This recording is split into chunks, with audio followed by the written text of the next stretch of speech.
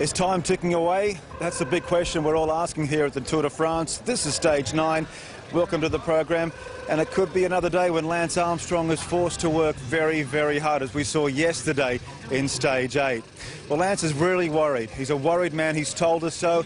And the fact that he lost a lot of his Discovery teammates yesterday on that big climb through the Vosges Mountains was a major concern. Also, the fact that there are challenges coming from all directions.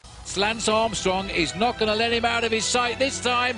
Vinokurov, the acceleration has forced Armstrong to come out and play. I suffered, I have to be honest. It was not an easy climb, and when you go into the red zone following a few attacks, you stay in the red zone on a climb like that. These three riders from T-Mobile are going to attack from now all the way to Paris to beat Armstrong. If it's 2 more weeks of days like today, then we are in trouble. And Armstrong now being attacked by Basso. Everybody seems to want to go up the road. You know, with 35 riders in the front and one Discovery, you know, we have to ask some questions. And I just, when I came back to the hotel, I saw the guys.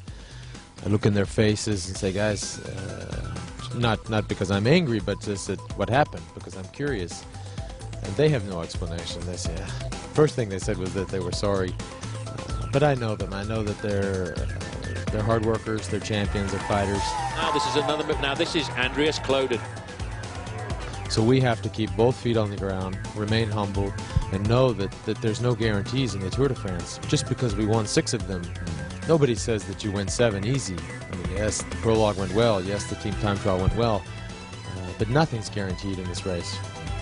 Is Lance bluffing? You'd be the best judge of that. The problems must be sorted out before the Alpine stages next week.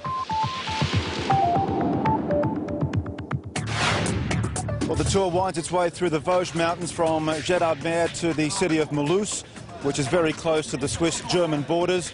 A total distance of 171 kilometres. There are 6 climbs to negotiate, the most significant being the Grand Ballon and the Category 1 Ballon d'Alsace, which is very much etched into Tour de France folklore. It's the first mountain ever contested in the Tour's history, and that was back in 1905 when roads were poor and bikes were primitive.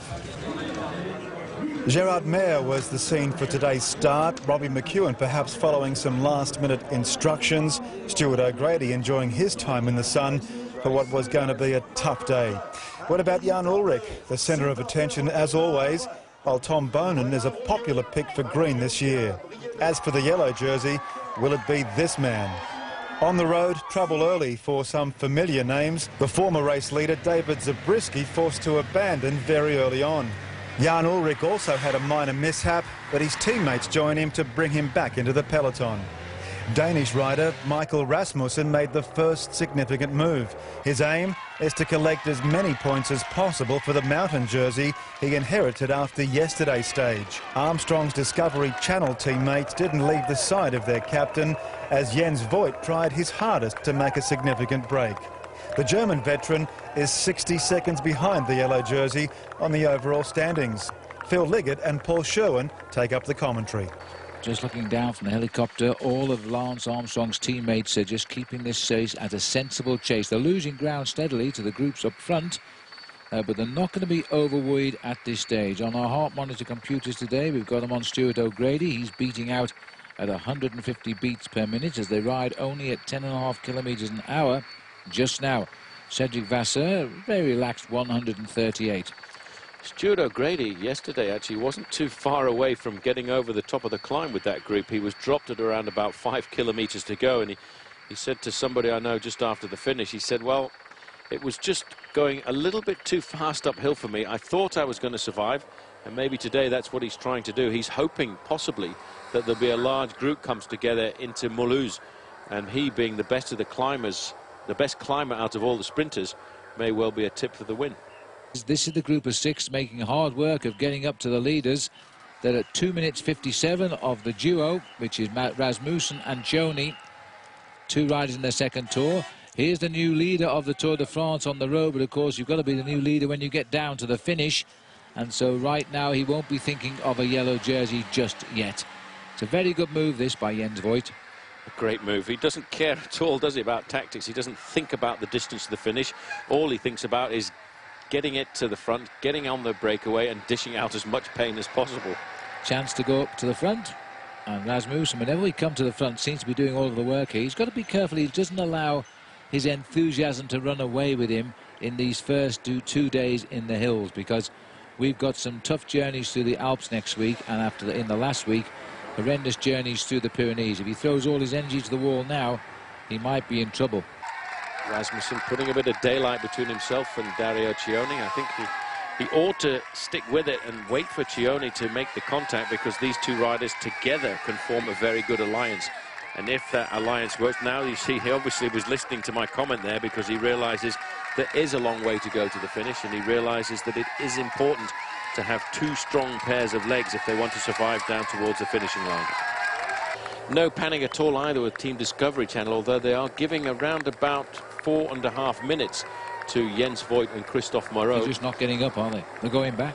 Well, they're not too worried, I don't think. I think they will pick up the chasing, and we're just getting information here that poor old sprinter from Crédit Agricole, Jan Kirsipuu, has just abandoned. Now, that's a bit of a surprise. Well, I suppose it isn't really, no, because he's never finished the Tour. No disrespect at all to Jan, but you're right. He's never finished the Tour de France at all, and it looks like this time around will be no exception, because he's now got 12 Tours de France under his belt, and he's not yet found the road to Paris.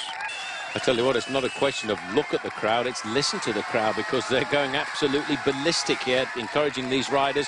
They've come into the Vosges. We don't very often come into the Vosges Mountains, but I tell you what, they are hard climbs that these riders are facing here this afternoon. Just around the corner here, Rasmussen will set himself up for maximum points once again. He's doing this very much, Phil, in the style of one Richard Viron, building up an early lead in the King of the Mountains classification.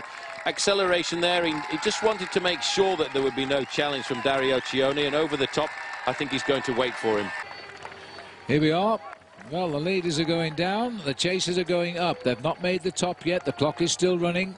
Steady tempo riding, there hasn't been any change of formation at the front of this all day, which means that Lance Armstrong's rivals are still working out what to do with today's racing. Baden Cook and Maggie Backstead. Oh dear. Now what does Baden want? Baden wants a drink as quickly as possible. Maggie will probably use his 95 kilos to advantage going down this descent to try and reintegrate the front end of the main field. But you know, when you're as big as Maggie, these climbs are not a lot of fun. No, but he's only just off the tail of the field here, so he can get back on the descent. He just wants to limit. He doesn't want to drop too far behind. There's a bit of a carnage at the back here. Riders losing ground all the time. Baden Cook has just gone. Another one of his teammates coming back for him here, and this looks like Bernard Eisel, the other sprinter. And you don't need luck like that, do you, when you're in difficulty on the climb? That's a flat tyre on the right. Yes, that's pretty difficult for that man from Domino Vacanze. He's going to have to make a serious chase to try and reintegrate the front end of the main field. Robert Forster going up the back too. The sprinters don't like the hills, but they have to survive these hills, and it hurts them, because if they don't, of course, they're out of the Tour for when it gets back to their specially designed stages. It's a pity these riders are suffering as they are on their bikes here, because not too far away from the summit of this climb, there's a very famous monument to the Blue Devils. Those were the Alpine troops of the French during the First World War. That monument was demolished during the Second World War by the Germans, and then later on it was put back to its original splendor, but it took about 20 years before they had the time to do that. A big heart of the resistance, this area of France as well. The resistance very much centered in the Vosges region during the occupation of France during the 39-45 Second World War. Because of the location strategically, it is right in the corner between Switzerland and Germany. Well, the leader's coming up. It'll just be over 8 minutes, I suspect, which is a big gap, but quite a manageable gap. It still gives Jens Voigt the yellow jersey on the road. About 7:50 was the gap over the summit.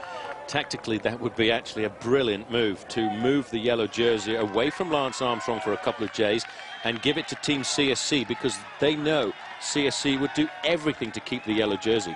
Absolutely.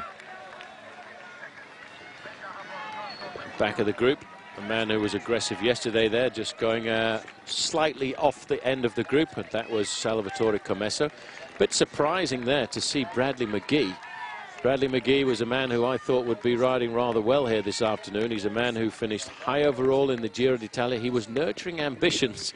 Bit of a wry smile there from McGee. He was nurturing ambitions of a high finish at the Tour de France this year. Maybe he's just trying to hide his game a fraction. 82 kilometres to go. Jens Voigt there, that little hand signal you noticed, is not very happy about the fact that this group is starting to pick up what we call passengers, riders who are not prepared to work at the front, probably because they're under a serious amount of pressure. And Jens Voigt never shirks his work at the front end of the main field, and he wants everybody to ride until they get dropped. And unfortunately, not everybody's quite as strong as the big German. Well, this is sad to see this, but this looks like a rather bad fall here. Well, just making sure it's not, I hope it looks as though he may well have broken his collarbone. It's a Sony Duval rider. I think that's Camesso up there as well who went down. You have to be so careful at this point. It's not Chris Horn. I suppose that is in some way good news for the American viewers, but that is almost certainly a broken collarbone. That is Salvatore Camesso. Yeah, he looks in a bit of pain. He was on the attack yesterday. He's going to get up and ride again, and he's got to try and reintegrate the main field. And I wonder if they'll turn off the pressure a fraction to allow the riders who went down in that crash to reintegrate the main field.